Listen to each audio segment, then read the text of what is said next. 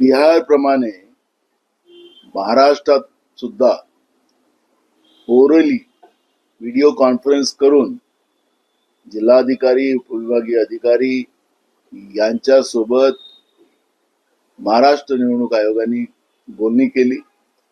कुठलाही लेखी ऑर्डर दिला नाही आणि एसीआर जो आहे तो आता महाराष्ट्रात सुद्धा लागू करण्याचे आदेश दिलेले आहेत. 15 दिवसात 2002 ची वोटर लिस्ट ला घेऊन आता विधानसभेच्या निवडणुकीच्या याच्यामध्ये आलेल्या तफावत हे तपासण्याच्या बाबतचे आदेश दिले आणि 15 दिवसात बीएलओ आणि तहसीलदार आणि एसडीओ यांच्या माध्यमातून ही यादी मागवण्याचं काम मुख्य निवडणूक आयोगाच्या माध्यमातून केला गेलेला आहे. आम्हाला एसीआरचा विरोध नाही, पण मेलेली माणसं जिवंत दाखवली जातात, जिवंत माणसं मेलेली दाखवतात. जे बिहारमध्ये झालं आणि माननीय सुप्रीम कोर्टाच्या निदर्शनास ते आणून पण देण्यात आलं आणि मेलेली माणसं सुप्रीम कोर्टामध्ये जिवंत झालेली आहेत. सांगायचं तात्पर्य असं की मोदी सरकारचा जो फंड आहे त्या फंड्यामध्ये असंच केलं गेलेलं आहे की आपल्या विचाराचे मतं ठेवायची आणि बाकीची मतं त्याच्यातून काढून टाकायची.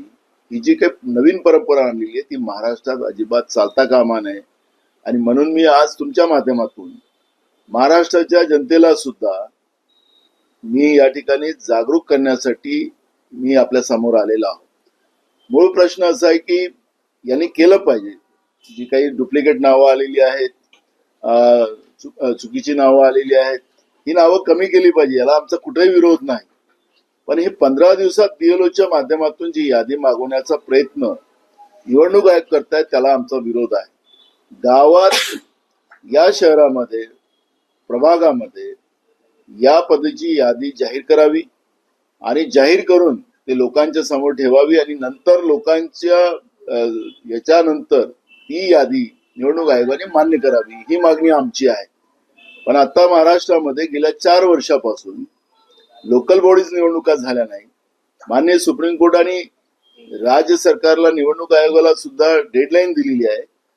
पण या पद्धतीचं मतदानाच्या याच्यामध्ये बिहार प्रमाणे महाराष्ट्रात घोळ करून महायुतीचं सरकार निवडणुका जिंकताय का, जिंकण्याचा प्रयत्न करताय का, हा प्रश्न या निमित्तानं निर्माण झालेला आहे. आणि म्हणून निवडणूक आयोगाला मी आजच पत्र मेल केलेला आहे की यादी 15 दिवसात नाही, याला जाहीर करून लोकांच्या समोर गावात आणि प्रभागामध्ये हे जाहीर करावी आणि लोकांच्या समोर तिला प्रकाशित करावं, ही मागणी आमची आहे. आपण म्हणतो तोंडी आदेश दिलेला आहे, तर मग हे कसं काय शक्य होऊ शकते? हे सगळं दाल में काला आहे मोदीच्या राज्यात. ते मतं कशी चोरतात.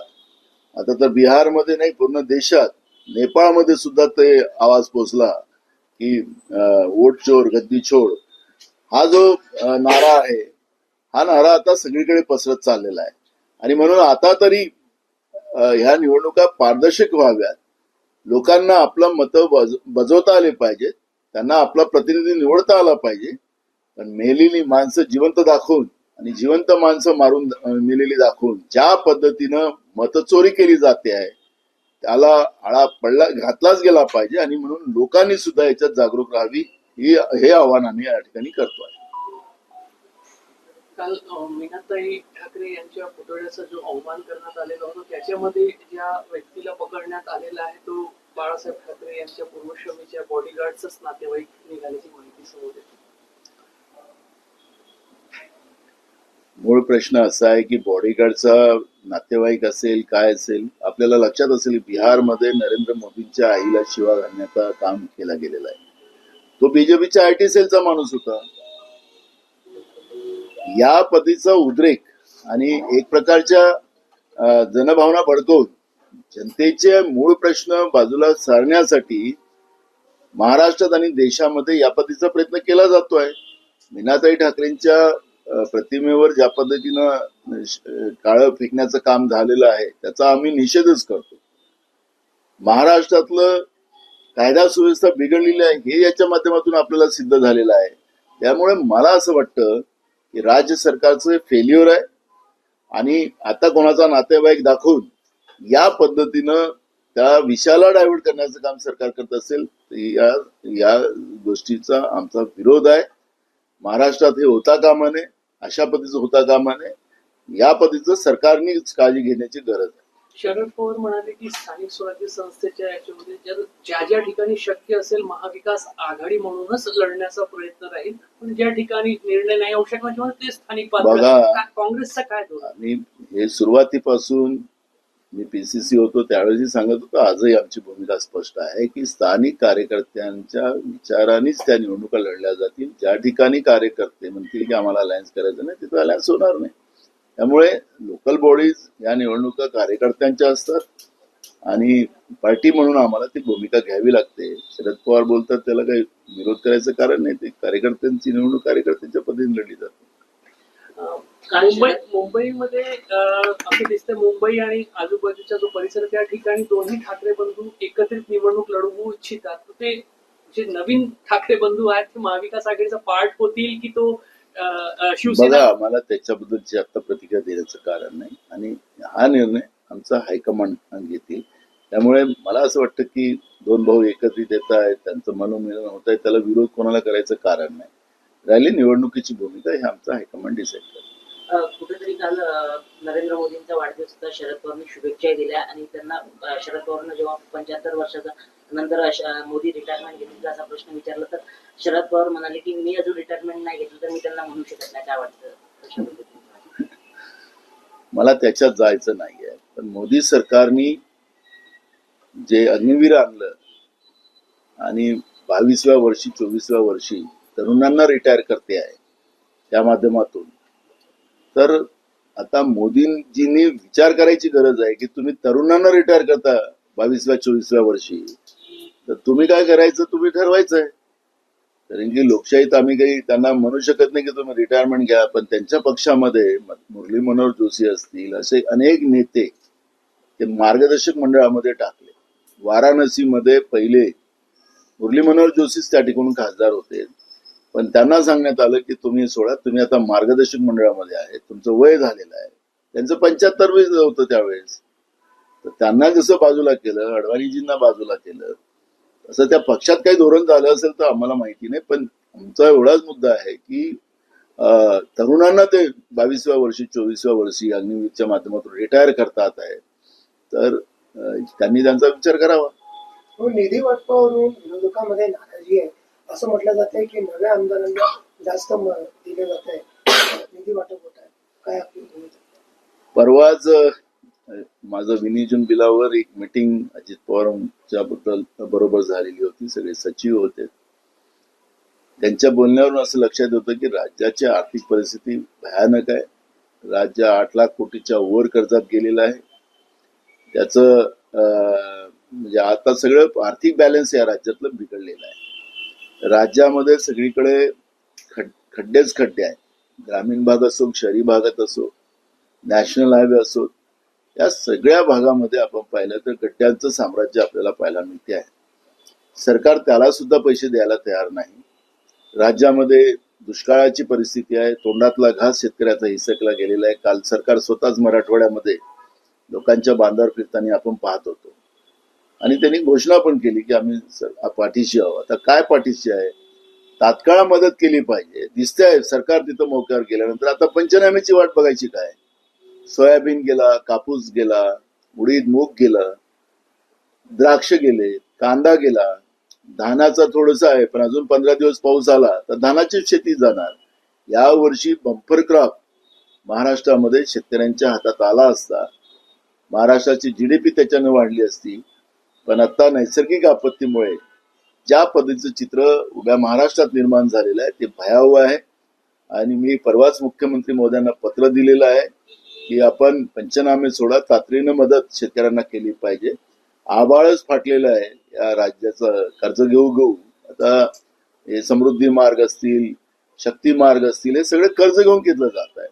त्यामुळे तुम्ही या सगळ्या भौतिक सुविधेसाठी कर्ज घेतलं जाते, तर जिवंत माणसासाठी, त्याला शेतकऱ्यांना, अन्नदात्याला वाचवण्यासाठी कर्ज घ्या, पण या शेतकऱ्यांना तातडीनं मदत करा आणि त्यांचं कर्ज माफ करा. ही भूमिका आमची आहे. नवीन मद्य विक्री परवाना देण्याला अखेर सरकारनं स्थगिती दिली आहे.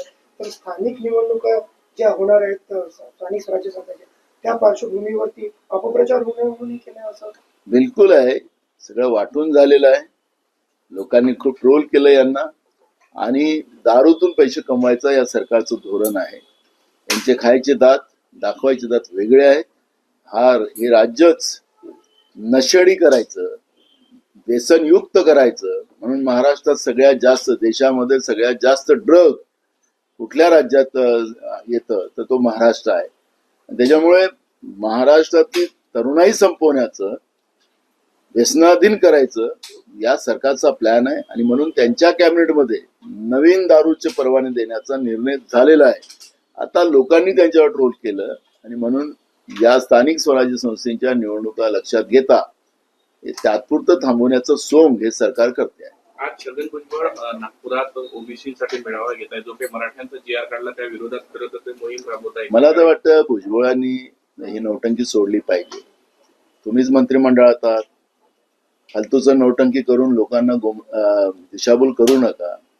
महाराष्ट्रामध्ये त्यांनाही माहित आहे की मराठा आणि ओबीसी मध्ये भांडण लावून जे मित्र आहेत मोदींचे त्यांना महाराष्ट्र विकण्याचं काम, कमी पैशामध्ये विकण्याचं काम सुरू झालेलं आहे हे त्यांनाही माहित आहे.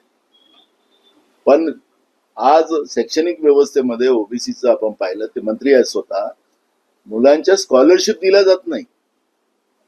परदेशी असतील, राज्यातल्या असतील, देशातल्या असतील, त्या स्कॉलरशिप सुद्धा दिल्या जात नाही. तुम्ही मंत्रिमंडळात आहात. म्हणून या सगळ्याचा नौटंकी करण्यापेक्षा, जनतेची, ओबीसी समाजाची दिशाभूल करण्यापेक्षा आपण मंत्रिमंडळात असल्यामुळे आपण हा निर्णय काय घ्यायचा ते त्यांनी करायचं आहे. मंत्रिमंडळात आहेत आणि हे सगळं असताना या पद्धतीचं सरकार ज्या सरकारमध्ये आहेत त्याच सरकार, नाना पटोलेंनी तर जातीनिहाय जनगणनेचा विधानसभा अध्यक्ष म्हणून प्रस्ताव स्वतः मूव केला होता. खुर्चीवर बसून त्या ठिकाणी निर्णय करायचे असतात. या पद्धतीचे दिशाभूल करण्याचं काम करण्याची गरज नाही. सरकारने विशेष करून 2 विभाजन करायची व्यवस्था केली आहे. मराठा नेत्यांना वेगळं कामाला लावलं आणि ओबीसी नेत्यांना वेगळं कामात लावलं मंत्रिमंडळातल्या, आणि त्या माध्यमातून महाराष्ट्रामध्ये जो सामाजिक समतोल आहे हे बिघडवण्याचं काम हे सरकार करते आहे. आणि म्हणून माझा मुद्दा असा आहे की ओबीसी असतील की मराठा असतील यांनी समजलं पाहिजे या सरकारचं जे दाखवायचे दात वेगळे, खायचे दात वेगळे हे तुम्हालाही, आपल्यालाही कळलं पाहिजे. आपल्यात आपसात भांडण लावण्याचं काम या सरकारने सुरू केलेलं आहे. ओबीसीलाही काही भेटणार नाही, मराठ्यांनाही काही भेटणार नाही, अशी परिस्थिती आज महाराष्ट्रात झालेली आहे. सामाजिक समतोल बिघडवण्यामध्ये या सरकारला यश प्राप्त झालेलं आहे आणि म्हणून भुजबळ साहेब, तुम्ही मंत्रिमंडळात आहात, त्यामुळे तुमचा निर्णय तुम्ही काय करा तो करा. नाना पटोलेंनी ओबीसीच्या प्रश्नावर मोदींशी भांडण केलं, जीएसटी वरचं भांडण केलं आणि नाही जमलं तर खासदारकी सोडली. तुम्ही सोडाय का नको सोडा माझा तो मुद्दा नाही, तुम्हाला काय करायचं तुम्ही ठरवा. पण या पद्धतीचं जनतेमध्ये दिशाभूल करू नका आणि सरकारमध्ये तुम्ही असल्यामुळे तिथंच भांडा आणि हा वेळ गमवू नका लोकांचा आणि ओबीसींना या पद्धतीनं वाऱ्यावर सोडू नका, हेच आव्हान आमचं आहे. नानाभाऊ, मुंबईत महापौर हा मराठीच आणि शिवसेनेचाच झाला पाहिजे असं राऊत म्हणतो. बघा, त्यांनी काय बोलावं तो त्यांच्या पक्षाची भूमिका आहे आणि जनतेने काय ठरवायचं ते जनतेच्या हातात आहे. त्यामुळे त्यांनी, ते त्यांचा विषय आहे ना, त्यांच्या पक्षाने मांडलेली भूमिका आहे. राऊतांनी स्वतःची मांडली का मला माहिती नाही, पण असं मी मानतो की पक्षाची मांडली असेल तर त्यांचं मत आहे त्यांच्या पक्षाचं. आम्हाला वाटतं की काँग्रेसचा महापौर व्हावा. त्यामुळे विषय त्याला निवडणुकीमध्येच जनताच त्याला कौल देईल.